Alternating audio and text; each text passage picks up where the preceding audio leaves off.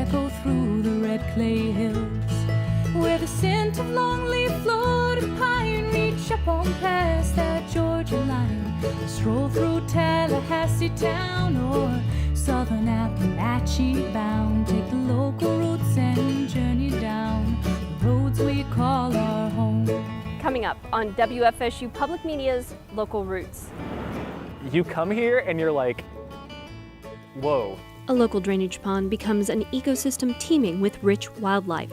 We explore what makes this habitat so unique. We also have details of a special EcoCitizen adventure. And 77 years after the devastation at Pearl Harbor, a local family finally knows what happened to a loved one listed missing in action. When I think of him now, I still think of him as a big brother. We share their memories as this hero is laid to rest here in Tallahassee. We also explore an expo that focuses on careers after high school.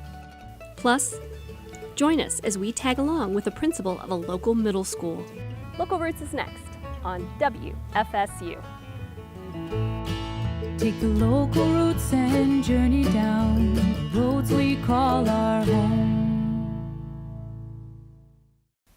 Welcome to Local Routes. I'm Suzanne Smith with WFSU Public Media, and today I'm right off of FAMU Way next to Railroad Square because this will be our kickoff location for the WFSU EcoCitizen Day.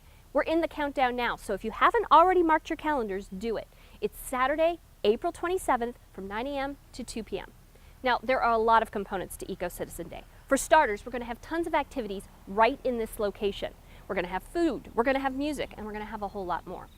We're also encouraging you to be a citizen scientist, and we're doing that by showing you how to have fun while making observations about the natural world around you. One of the places we're encouraging you to go is just a short walk from here, Lake Alberta. WFSU's Rob Diaz de Villegas went there with one of our EcoCitizen partners to learn more.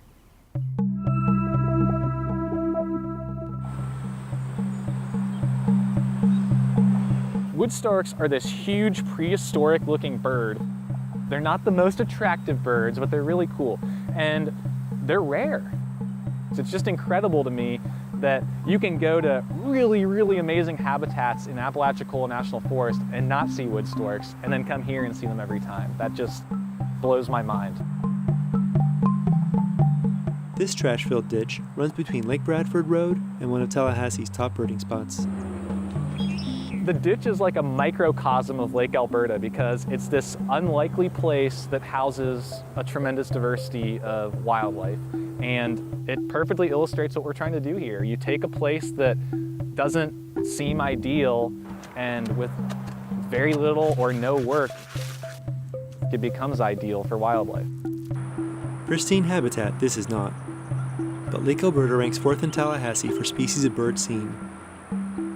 And with the work being done here by Appalachia Audubon, it should only become more inviting to wildlife. No wood storks today. You come here and you're like, whoa, that is not a place I would ever think of to do any sort of habitat work at all. But what's crazy about Lake Alberta is it's so rich in wildlife. Mostly what we're seeing out there is actually a pretty neat bird. It's a lesser scaup. But what's really cool is out here to the right, redheads are a really gorgeous bird. What's neat is that redheads haven't been here much, and they just arrived a few weeks ago. It's early March. The redheads will soon fly north, and the geese are starting to nest. If you visit Lake Alberta throughout the year, you can get in touch with the seasonality of our local bird population. Back in summer, there was tons of stuff sprouting up, birds coming and going. And then in fall, the trees kind of shut down, everything kind of shut down, but then you get all the ducks, and the lake became full of waterfowl.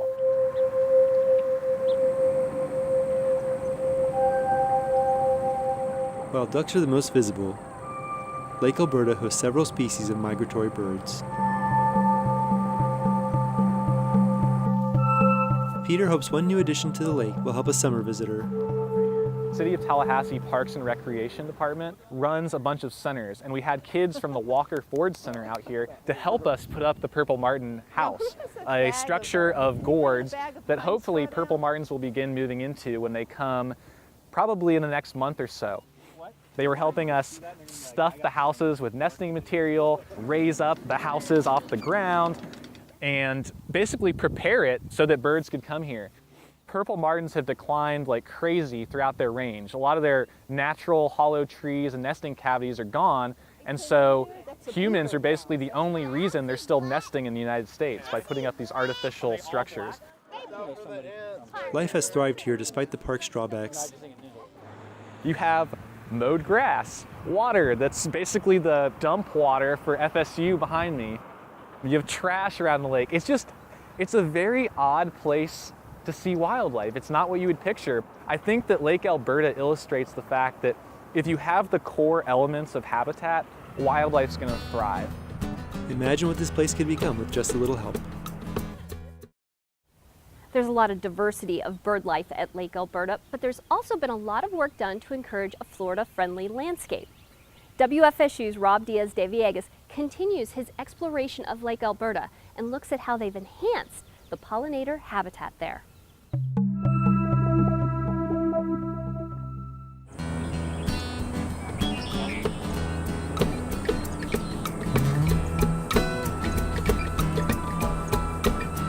Appalachia Audubon is a bird organization, and birds need plants, which is why they've been doing a lot of gardening at Lake Alberta Park in Tallahassee.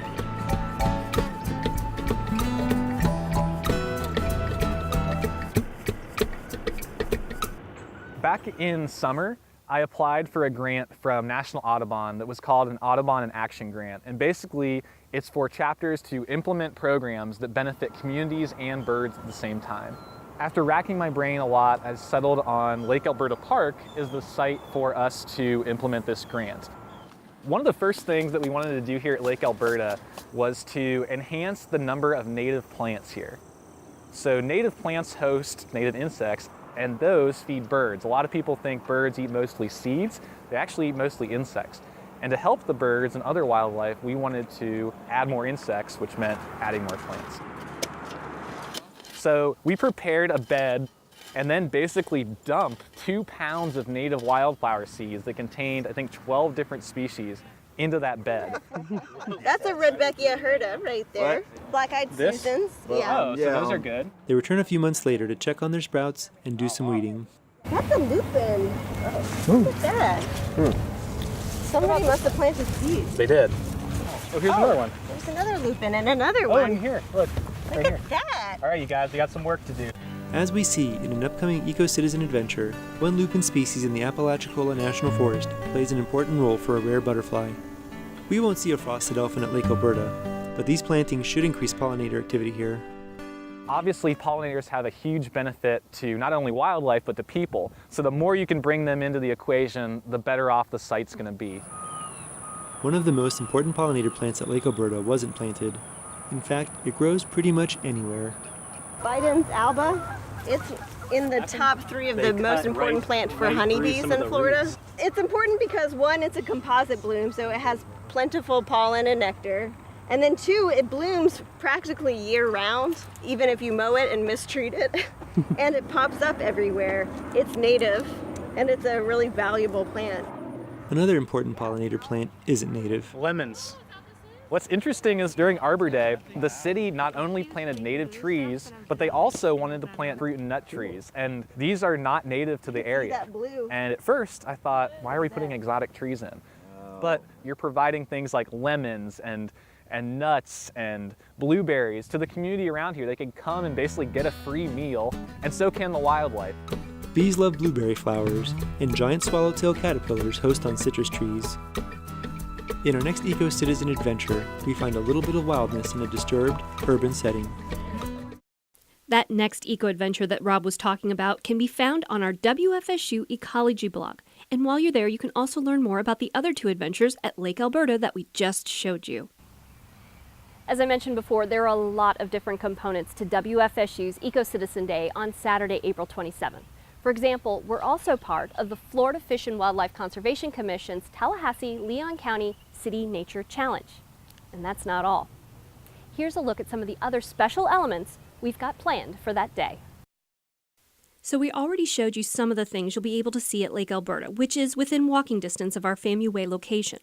That day, you'll also be able to take one of our shuttles to the Munson Sandhills of the Apalachicola National Forest to explore the ecology and creatures there with the Coastal Plains Institute. As part of the Tallahassee-Leon County City Nature Challenge, we hope you'll take the challenge and use the iNaturalist app to record some of your observations of the natural world around you. Download it to your smartphone early and take part in the worldwide competition from April 26th through the 29th. And remember, on the 27th, we're also planning a whole bunch of activities that kick off from our location at Railroad Square. From 9 a.m. to 2 p.m., we'll have live music, book readings by local nature authors, PBS Kids Nature Cat will be there, plus food trucks, shuttles, and activities for all ages. WFSU's EcoCitizen Day was made possible in part by a special 3-night event coming to the PBS program Nature, which you can see on WFSU later this month. It's called American Spring Live. Nature presents American Spring Live, a real-time adventure into the season that kicks off an exciting new year in the natural world. We'll join scientists as they make discoveries about how longer days and warming temperatures trigger big changes in animals and plants. From Yosemite to the Everglades, spring is coming to you, live on PBS.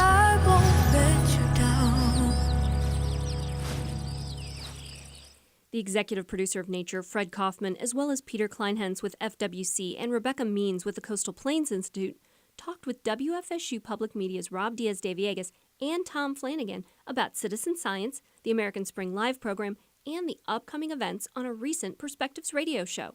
You can hear it or see the video at wfsu.org/perspectives.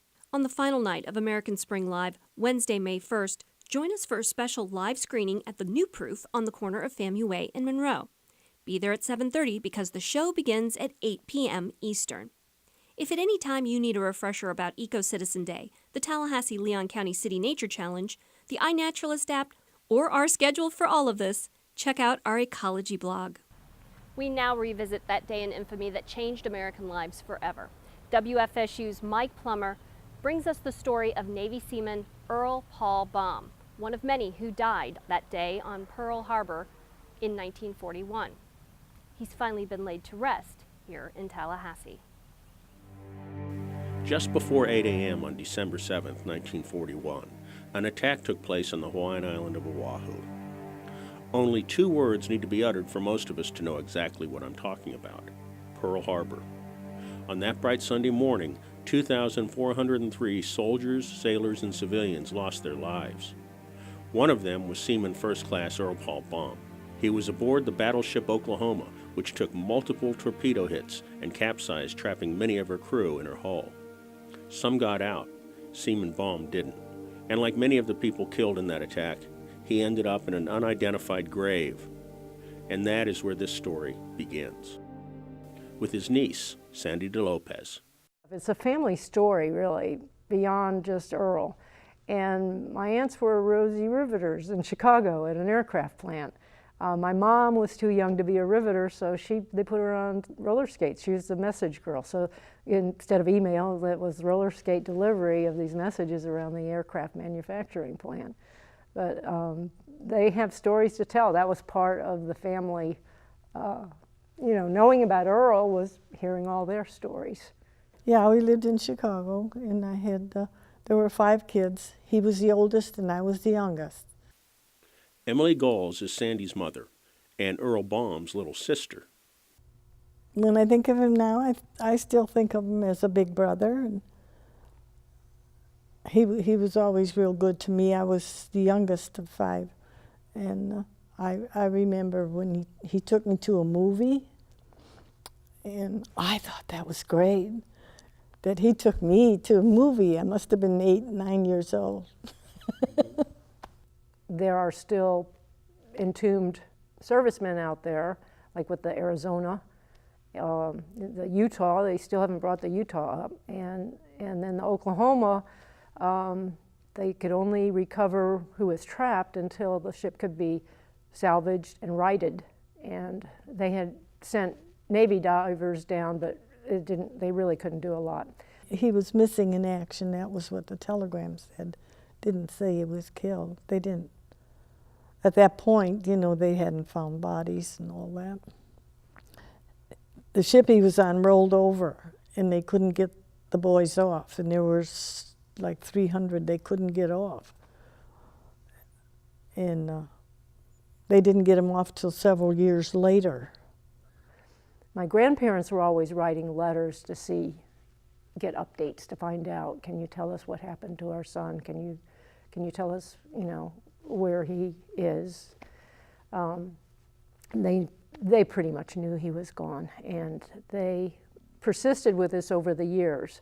And then when they couldn't do it any longer, my mom picked up the effort and pursued it. Years passed, then decades, with no word. The unidentified remains of servicemen killed at Pearl Harbor had been buried at the National Memorial Cemetery of the Pacific in Honolulu. The world moved on, and as time passed, DNA testing became a reality, and then became more refined. And the military put it to use. They send us all a kit, and we were to swab our mouth and our cheeks and everything real good. They had all the stuff to do that with, plus they had the vials that you put it in, and then you went to the doctor and had a blood test and put that in and sent it off. So my mom and her sisters gave DNA. They were the 3 surviving siblings, and it wasn't until 2015 that the Navy exhumed the remains and then could make start the matching process. Then we got, and my mom was kind of up to date on this, not in great detail, mainly because they would send letters and you can come to a meeting, and it was for all missing in action or unrecovered or unknowns in any war.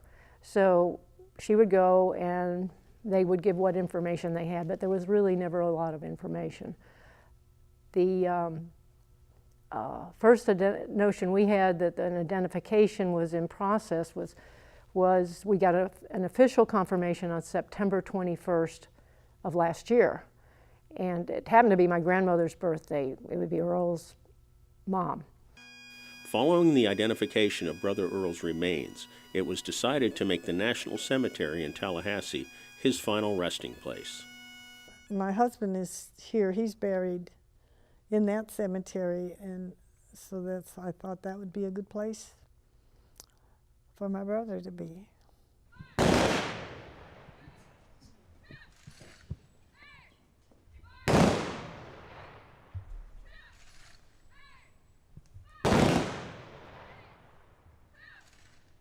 And on March 8th, 77 years, 3 months, and 7 days after that fateful event at Pearl Harbor, Earl Paul Baum was finally laid to rest with military honors. It's like a closure on something you wondered about most of your life. That part's all over. In the year 2019, for WFSU Public Media, I'm Mike Plummer.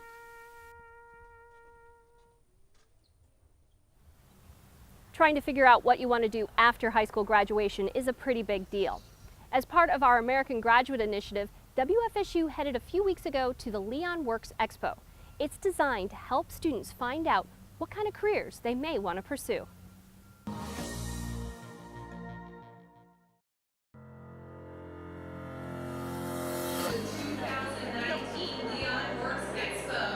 This is our 4th year of hosting the Leon Works Expo, and it came together because we saw a need to help educate high school students on careers that were available to them if they didn't go to a 4-year program. There are over 130 registered exhibitors this year. For the first time ever, we have high schools from Leon County, Wakulla, and Gadsden counties, so all 3 counties in our region, and there'll be over 600 students that move through the expo this year. Today reminds us of the enormous opportunity that is found in our local economy. And when we talk about how so much of the great talent leaves our community, here through apprenticeships, job training, and job opportunities, we're making our most prized possession and most prized population, our high school seniors, providing them with entrees and pathways to long-term careers. I am a meat cutter at the Greenwise Market on Gaines Street in Tallahassee, Florida. I mean, in our department, there's, over 50 different cuts of meat that we do. And a lot of it is merchandising products. So getting familiar with that, then after that you can graduate to an apprenticeship. which is a paid apprenticeship. You will get paid to learn every bit of knowledge there is. And then after that, you'll graduate to a meat cutter, like I said earlier, which is a top-out pay of over $20 an hour. It's one of the things I enjoy going there every day. I enjoy taking a product and making it beautiful and putting it out. So yeah, it's just, there's a lot of pride that goes into what we do. So I would recommend anybody look into it, and it's definitely a great option for you. Sure. I've learned more encouragement, like more encouraging things, motivated things to keep me going, you know, because I'm an upcoming hairstylist. My plans are to go to Tallahassee Community College and major in nursing. Also, on the side of that, you know, while trying to build on my cosmetology, you know, experience, I want to get my cosmetology license. My name is Rafael Merrimon, and essentially I'm a digital sales consultant for 223 Agency. At the same time, I'm also an account executive for Event Owl, which is our event platform that falls under the 223 umbrella. There's companies such as ours that are out there looking for young, fresh minds. It doesn't matter what their background is, as long as they have a good positive attitude and are willing to learn, we'll be willing to accept them and teach them how to program a computer, how to create social media posts, how to market businesses online. Find something that you love, something that you really care about doing. You have this knack, this urge to want to do something that excites you. Being a cosmetologist and barber, you have to love it. It's like eating. When you're hungry, you never get tired of learning. So that's what I tell young people. Find something that you enjoy, something that you love doing, and you're going to do great at it.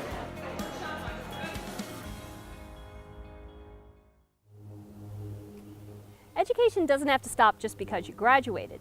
WFSU's Education and Engagement Manager Tasha Weinstein headed back to the classroom to learn what it's like to be a principal at Deer Lake Middle School. Here she is talking with Steve Mills, the principal, about what it's like to keep a school running. Hi, I'm Tasha Weinstein, WFSU's Education and Engagement Manager, and I'm here at Deer Lake Middle School for being principal for a day, a unique program brought to us by Leon County Schools where different members of the community can take part in a school for a day and shadowing their principal.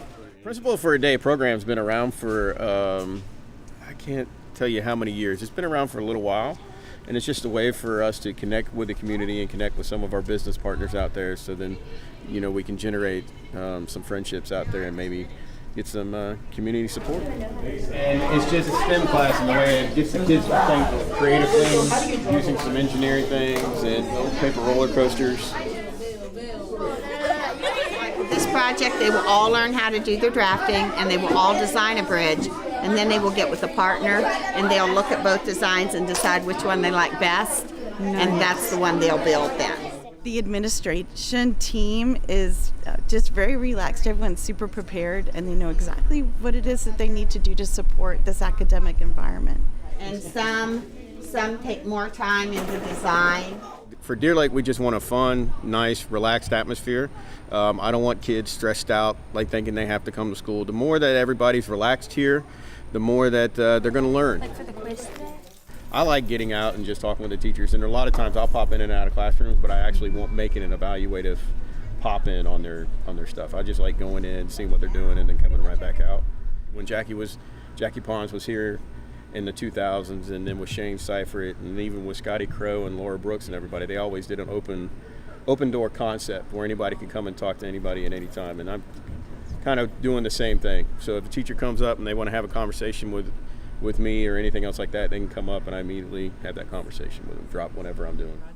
Well, and it gives people a pause and a chance to kind of reflect on what they're looking at. I think it's a very difficult job. I think you have to have a great understanding of what needs to happen in a classroom. You need to be able to check all those boxes that the academic needs of each student is being met. But there's just so many different needs of each individual child to take into consideration as you're making academic decisions. We want them to try to take as many courses here with us as they can. Absolutely. Yeah, the face-to-face is so important too. I have 1,012 students here, and I want to make sure they're safe and secure first most, and I want to make sure that they have the best educational experience every day. I want to do the best I can for my students. Tasha wrote more about her experience on WFSU's educational blog. Learn more at wfsu.org/education/edscoop. That's it for this episode of Local Roots. I'm Suzanne Smith with WFSU Public Media, right on FAMU Way, next to Railroad Square. You can see more Local Roots stories at our website, wfsu.org/localroots. Also, check us out on Facebook. Meanwhile, remember, April 27th is EcoCitizen Day. So for everyone with WFSU Public Media, we hope we'll see you then.